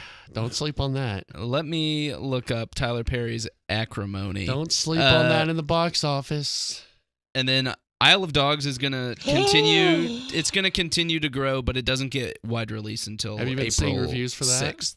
I have seen not good reviews for it. Middling, you know? Yeah, middling, I would say, more than... People have issues with it being set in Japan. Tyler Perry's Acrimony says, a faithful wife, Taraji P. Henson, tired of standing by her devious husband, Lyric Bent, is enraged when it becomes clear she's been betrayed. I actually think this trailer played before Girls Trip, now that I see what's happening. So... Oh, wait, is it with Medea or is this another movie? No. Never mind then. I was going to say if it's Medea, that would have been number one. You think Tyler Perry would release a Medea movie and not include Medea in the title? Yeah, that's probably. how he gets people to see his movie. Yeah, that's true. So, Spencer won last week. I didn't mention that, but yeah, Spencer picked Pacific Rim and Black Panther. So, Spencer, you're starting off. I'm going to take Ready Player One. I am also taking Ready Player One. I'm also taking Player Ready One. And then I will take Pacific Rim. I will also take Pacific Rim. Yeah, I'll take Pacific Rim as well. And then I will take Black Panther. I'll also take Black Panther. I'm going to take Tyler Perry's Acrimony. Oh! I'll take, what are the other movies coming out again this week? Sorry. There is God's Not Dead, A Light in the Darkness, Tyler Perry's Acrimony. Those are the two big ones. I'll take Acrimony. Oh, I guess I'll have to take... Well, I'll take Acrimony. So we have to go down again now. I'll take God's Not Dead. And I'll take the other one that was number 3 this year. Or number 3. You Can Only Imagine. I Can Only Imagine? I Can Only Imagine.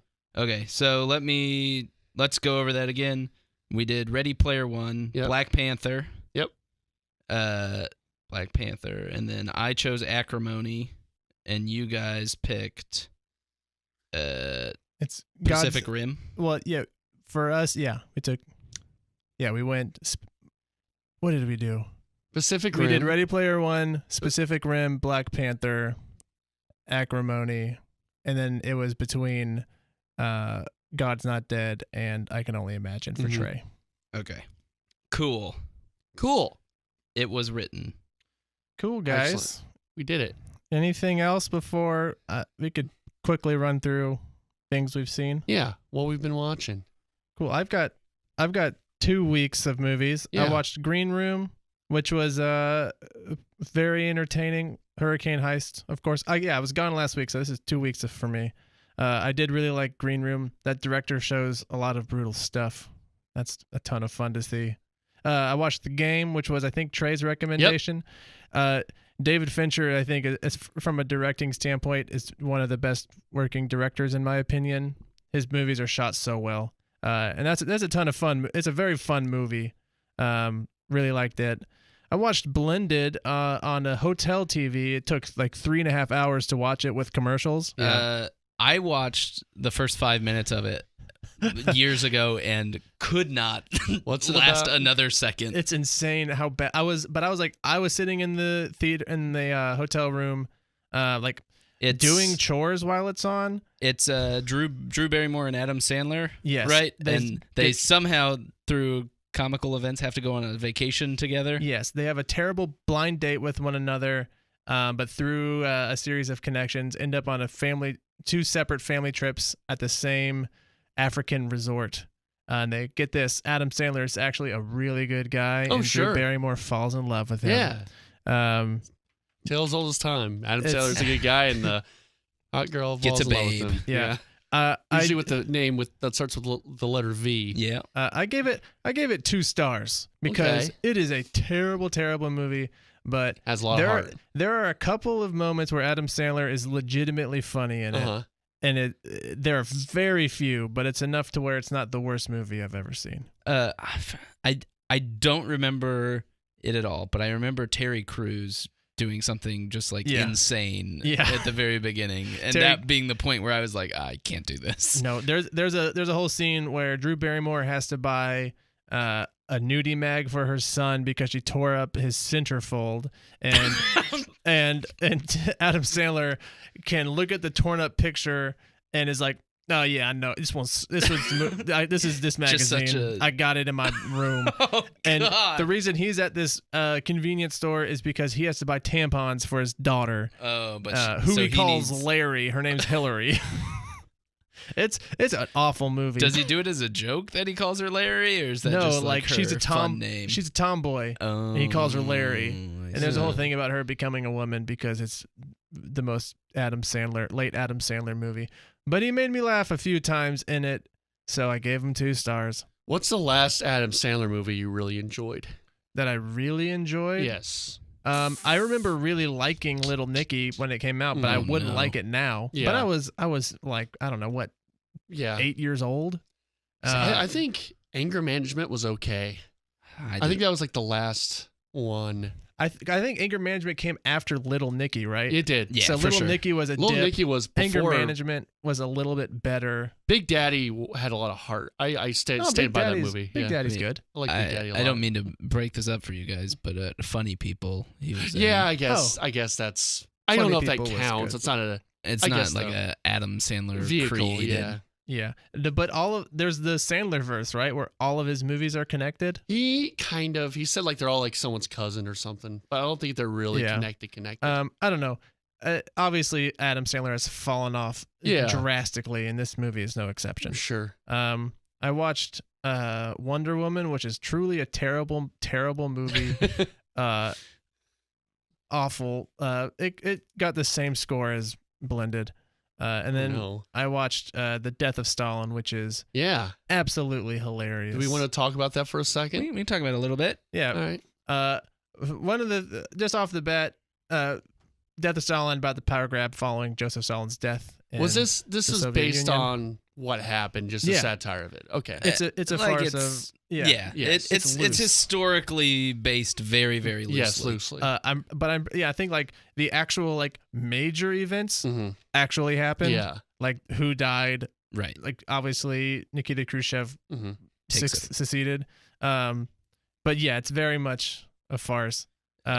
I absolutely love that Steve Buscemi just talks like Yes. Steve Buscemi, and everyone else speaks in English accents. Well, I mean, Jeffrey Tambor doesn't do an accent either. Right. No one but does an yeah, accent. everybody does their normal voice, essentially, whether it's an English accent or an American accent. It's just whatever. I think that's a great choice. Yeah. It's fun. It makes it so much better. Mhm. Like Lexi and I were actually just we were talking about it pretty quickly soon before that, whereas like it's so funny that you have movies about like Germans and they're speaking in English with German accent, and it's so strange. But you're in the movie, so it doesn't matter. But this was great because it doesn't matter that if they sound like Russians or not. Yeah. It's directed and written by Armando Iannucci, the guy who was behind Veep for years, the creator of Veep, and I think just until this last season he left to make this movie, I think specifically. And it is definitely has a very Veep feel to it. It isn't quite as Veepy as I kind of expected. No, it's brutal. Yeah, it is very brutal. In Veep, she eventually becomes the president, Selena Meyer. And they're kind of like bumbling, and they make mistakes that cause issues and problems. But in this movie, they make a point of consistently showing you like people getting shot and killed, and being like, "Yeah, these guys are idiots." We're gonna change the lists around here, right? Yeah. Now, and just like they just stop midway through shooting people, and all these guys. And then the son who just sold out his dad to the to the police. Now his dad's is back home. Yeah. God. Or the people in the firing line who just get the order halfway through and say, all right, go home. Oh, They're not getting killed. I think one of my favorite parts was they were comparing notes to their wives when they went home with all the jokes they told, which ones didn't really go over well. Yeah. I thought that was really great. I thought Steve Buscemi and Jeffrey Tambor were amazing. Everyone was fantastic. And the fat guy, what's his name? I don't know. I thought he was really good too. Like I wasn't expecting much from the rest of the cast because I didn't know who they were. I thought Simon Russell Beale. He was great. Yeah, he was really good. Yeah, as that character. Where he was, the super brutal one. Yeah, Briar or something like that. I can't remember. But also everyone kind of just wants to do things to support themselves and not because it's necessarily the right thing to do or advance their own agendas to take over for Stalin. My favorite moments are like the ones where they're having this discussion about kind of anything else, and Jeffrey Tambor just wants to find this girl so he can look like he has the picture, and so you're like, no, she's gonna be grown up at first, and then they bring in little girls, and he's like, no, I want the same girl. Then they bring in the girl, and then the girl's too tall, and he's like, whoa, this is gonna be weird. I can't have this girl so tall. And then they bring in a little girl that looks like it, which is basically the idea they had at the beginning. He's like, there we go, now this will work. And then the railing is too high, so you can't even see the little girl at all, where it's just like, that's just like a tiny through line in a few scenes to where like going, and it pays off so I well. love that character too. He's sort of oblivious to everything that's kind of going around him. Right. But man, Jeffrey Tambor's he's just a treasure. Right. Like he is the second in command, probably because he's just the biggest idiot who will not ever challenge Stalin. Yeah. Right. And in Stalin's death, he's the interim like premier. Yeah. And he's like a lapdog. Such an idiot. Yeah. I think one thing that this movie excels at, that of course Veep excels at, is the insult humor is so good. Like they're just making fun of Jeffrey Tambor. Like, what did Coco Chanel just take a shit on your head? It's so good. They're so good at demeaning one another in such clever ways. Oscar Isaac's character is really great. Oscar Isaac. My God. Jason Isaacs. Okay, yeah, I'm sorry, not Oscar Isaacs. Yeah, I thought his character was really great too. I really liked Rupert Friend, who played Stalin's son. Just like the whole first beginning scene where he's like trying to cover up that the entire Russian hockey team died in a plane crash. He told them to take off, and so he has just a bunch of like guys trying to play like professional hockey, and they're all falling down and stuff. And he's like, "What? There was no plane crash. Russian planes work fine. There's no problems with Russian planes." That's such a good movie. Yeah, highly recommend it. And also, I know we're wrapping up, but just like there's the parts with punchlines, but then there's also just kind of stuff that happens that's kind of everyday when, they're all carrying Putin's like that's a hefty Stalin. Stalin. I'm sorry. Wow, Freudian slip there. Stalin's coffin, and then they all go to get in their cars, and then everybody goes, and then they all have to get out to pay respects to everything, and then they get back in, and then Steve Buscemi's like, "Oh, what? We're last now?" Like it's just like that's like something that would happen. It's so good. Yeah, makes me really good. It's definitely very.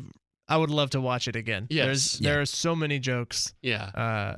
I actually saw this movie with my sister-in-law's good friend's dad, who I'd never spent time with in my life, alone with him. So it was fun. Nice. What did he think? His name is Cub Culbertson. He he watched it and didn't really know what it was about, but thought it was funny. All right. Cool. Very good. Trey, what have you been watching? Okay. Unless you were done, right? Yeah, that was the last one. All right. So let's see here. I watched The Martin. Is that about Martin Lawrence? Yes, it is. Martian, which is the greatest comedy of 2015, obviously. Yeah. Yep. It's a great. It's hilarious. Golden Globe smash. No, it's really good. I liked it a lot. At one point, I did think, for a split second, I swear, once like a millisecond, I'm like, is this based on a real story? They're like, wait a minute. They've never been to Mars. Oh, Trey. Yeah. Trey. It was so well done. Based on a real book. Based on a real book. It felt very real. It like the process of him having to do things. It felt like very Apollo. Exact Apollo 13. Apollo 13. Yeah, definitely. I really dug it. It was good. I saw Too Fast, Too Furious doing my my challenge to see all 8 Fast and the Furious movies. Pockets ain't empty, cuz. It's definitely the worst. The worst one. That's false. Really? The third one's the worst? No. Which one's the worst? I mean, I think I probably like 4 the least. Okay. Even though it's probably better than the other ones. Okay. Yeah, 4 is kind of in the middle. It's between where the early ones, they're earnest but kind of have like some wacky fun parts to it. And then 3 goes pretty big and like in bad ways. I think like I would probably say Tokyo Drift's my least favorite. Okay. But yeah, 4 as like the bridge between the early ones and the late ones. Kind of plays Goblet safe. of Fire. Kind of plays it Okay. safe, and then 5 is when things go Crazy. Take off. totally great. Yeah. I think Paul Walker forgot how to act in this. I'm not sure Paul Walker ever really knew how No, to act. probably There's a not. reason why he's really only in one movie. I thought you were about to say franchise. there's one reason why he's dead. And that would, Yeah, that would was have why, because he didn't know how to act. yeah. He's Hey, not, drive boy. He's not great, and I could see why this movie, him and Tyrese were very, a little too buddy. I could see why this would be on a list of, is this movie gay? He's like, they're really man. very friendly with each other. I in love this. that relationship. Oh, yeah. I love it. It's so off. It's so good, and it's so important to the rest of the movies. Yeah. Yeah. So That's kind of the. I mean, they established in the first one, like, I don't know. Do they say the family in the first one? No, they don't say family. They don't in the say first one. family in No, the they first don't. one, but They don't it is explicitly definitely say like a it. tight knit Yeah. group. yeah, I mean they're having barbecues. They're forgiving and forgetting. Yeah. Yeah, it's It's a family. It's established without it specifically explicit. Yeah, I'm still explicitly saying into it. I'm still into it. It Yeah, didn't man. deter me. I know what I'm getting into. Yes. I'm still into it. I'm ready for 5, 6, Yeah. and 7, and 8. Stay strong. Yeah. yeah. Hold on for those. Saw Boss Baby. Yeah. Not terrible. I thought it had some cool animation. I Yeah. really liked the animation. In Oh it. yeah, Yeah. I didn't count it towards my watched list because I was like taking a dump during a lot of it. Are you okay? Oh no. I was taking several dumps. Oh god. Well, that doesn't. I ate a lot of cheese that Okay, day. that makes sense. Okay. It's like kind of fun, kind of creative. Yeah, it's fun. I saw a review and they're like, I didn't really understand it, and I just assumed it was all in his head, the kid's head, right? Yeah, the kid's like. Yeah. The whole thing is that he's a super creative. Yeah, and it's sort of guy. I think it's, it has a good message for really young kids who are having siblings, I think, like Yeah. about having worry. a brother and attention. Yeah. Yeah. Yeah, I think it's not as offensive as Emoji Movie. Right. I think it's fine. I understand that like why people would be like, oh, there's The trailers. adult animated movies that would be Yes. much better for 100%. feature animated film Like, at I the know- Oscars and stuff like that. I know Your Name, this anime movie is like a lot of people, especially like people who love anime, like Yeah. that movie a lot. Freaking losers. Yeah. Yeah. It's sort of like Freaky Friday. Got him. Got him. Sorry to turn off a big chunk of our. Sorry to all our loser listeners. Sorry, Perry Dactyl, who's who probably likes that movie. No, anime's great. Sorry, Perry.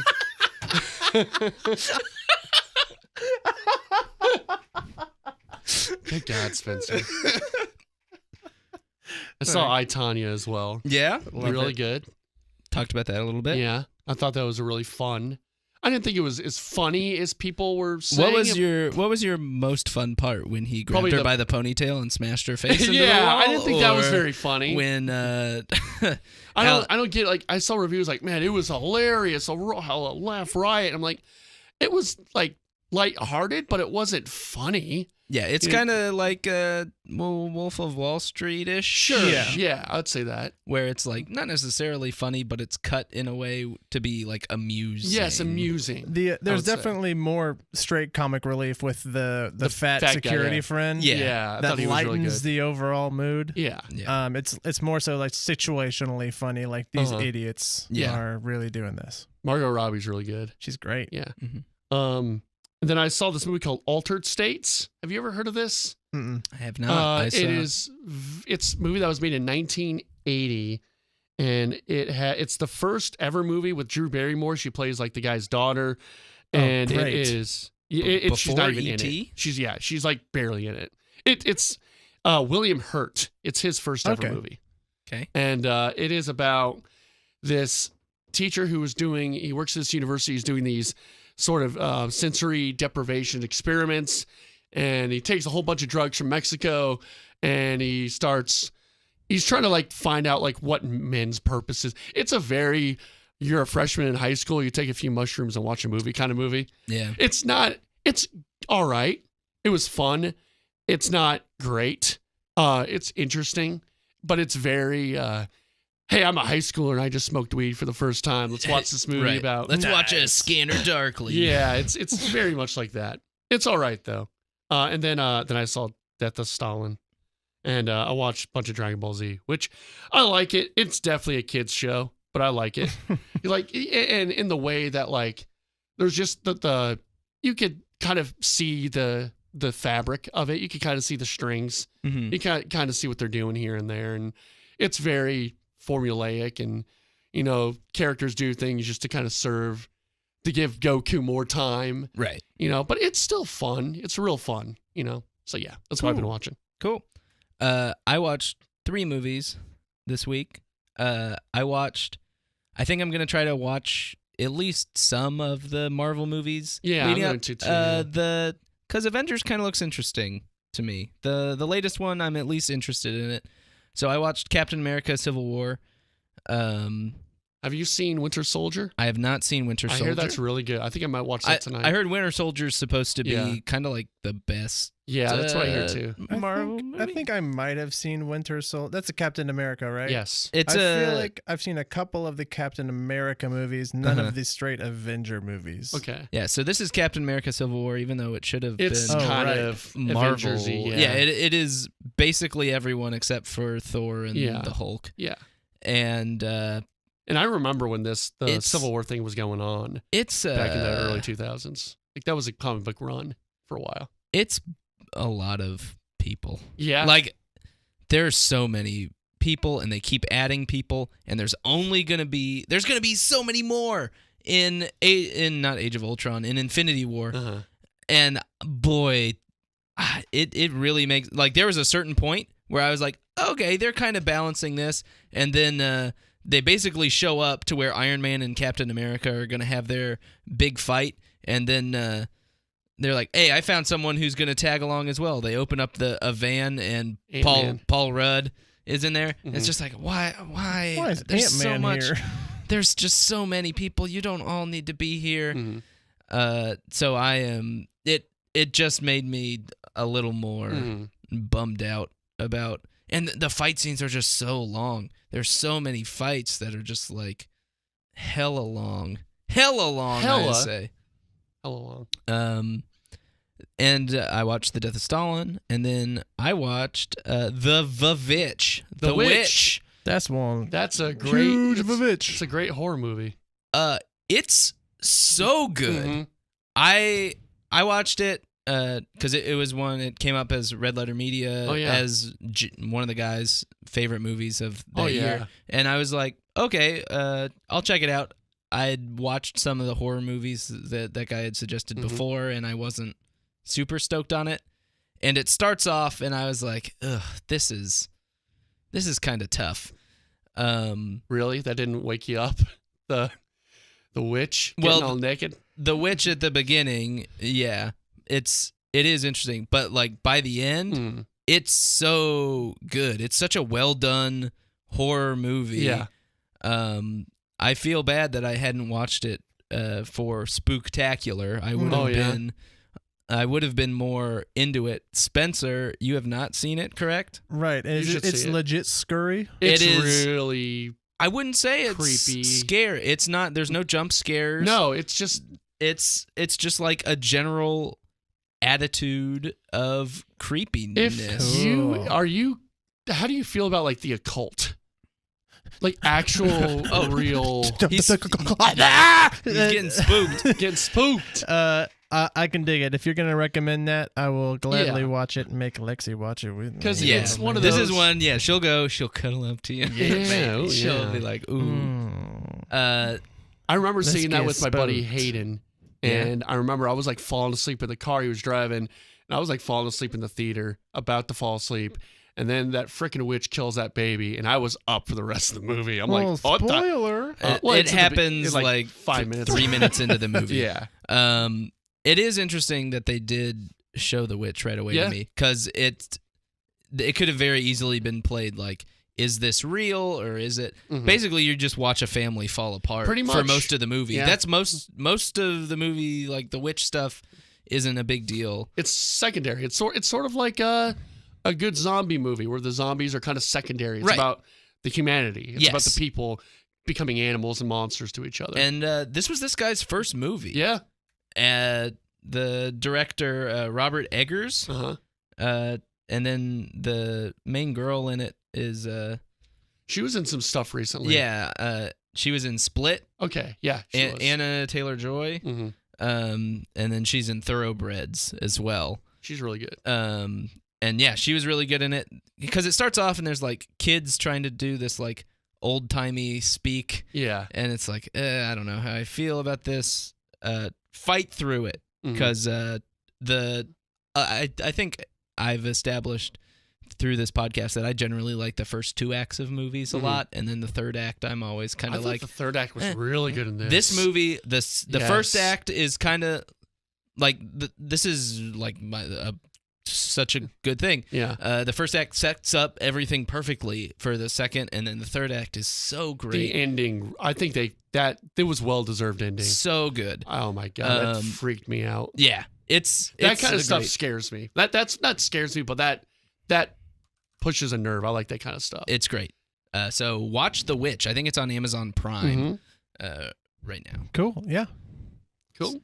So movies recommendations. You recommended The Witch to me. I What do recommended you The got for Witch Trey? to Spencer. For Trey, I'm an hour into a movie that so there's like 30 minutes left. It's called Welcome to Me, and it's on Netflix. Okay. It's stars Kristen Wiig. So it stars Kristen Wiig. It's made by LeBron James's production company. It's directed by Adam McKay's wife, who is also Jeremy Piven's sister. This is an insider's movie. Yeah. Sounds like big Hollywood here. James Marsden's in it. Tim Robbins is in it. Love James Marsden. Basically, Kristen Wiig she has BPD and is off. Big P disease? Yeah, she's got a big old P. And she's off her meds, and she wins the lottery. And she's kind of obsessed with watching Oprah and shows like that. So she uses her lottery money to create her own show, her own kind of like Oprah style show, but it's not even an Oprah style show. It's not even a talk show. It's just her. She's like, yeah, I'm going to talk about me all the time. So it's very Brigsby Bear ish. Yeah. It's a little weird because there's sometimes where it's like she has like a legitimate like a diagnosed mental illness where she's not being wacky. It's like a serious thing, but they kind of play the mental illness as a comedy thing. It's like they don't really play it as a comedy, but it is a little bit. I've enjoyed it so far. I still have 30 minutes left in it. Okay. So if the ending is bad, don't blame me. Okay. But I think you liked Brigsby Bear, so I think you may like this. So she goes to a local access place and starts her own TV show, throwing around money like crazy. Cool. Adam, I'm gonna recommend. Let's see. Would you guys want separate movies, or you both have the same movie on your watch list that I could recommend to each of you? Whatever you want. Yeah, whatever you want. Well, Trey, how thoroughly did you want to watch Into the Wild? That's on your list. I don't know. I mean, I'll watch if it's on the list. I put that on there. It seemed interesting. I will say 2 movies have ever made me cry. Yeah. Air Bud was the first, and then Marley. Only 2 movies? Yeah, Marley and Me made me cry. It's dog movies that make me cry. This movie got me close. Granted, I was like 13 or 14. I don't know. But I remember really liking it then. It almost made me cry, so I want you to cry. I'll cry with you, Spencer. Adam, I think you should watch The Game. That's that was pretty cool. It's like there are some parts of the concept of the movie that you kind of have to get over, suspend your belief a little bit, but it's pretty great suspense and a really cool idea. I need to rewatch it. And it's shot really well. I'm a big David Fincher fan, but it's been so long since I know I recommended that, but it's been so long since I've seen it. You should watch that. Adam, have you seen The Babadook? I have not seen the Babadook. I want you to see that you like The Witch. Babadook is cool. I want you to see the Babadook. Okay. And I think it's on Netflix. I'm pretty sure it's on Netflix still. I think it is. Yeah. I think it's on my list. Yes. And Spencer, I'm going to reiterate, you should see There Will Be Blood. Yes, I should watch that. Yeah. All right. Well, that's the podcast for this week. Thank you all for listening. Please send put a comment on iTunes if you can, and rate us. Give us that 5-star review. And for the troops, Adam, where can we find you in the world? You can find me at the Fullerton. Feel free to vote in our bracket madness at the Fullerton. Vote or die. Spencer, where can we find you in the world? I'm at Coach Chucky. All right. Well, thanks y'all for listening. This was a long one. Thanks for sticking with us. Have a great week, and we'll see you.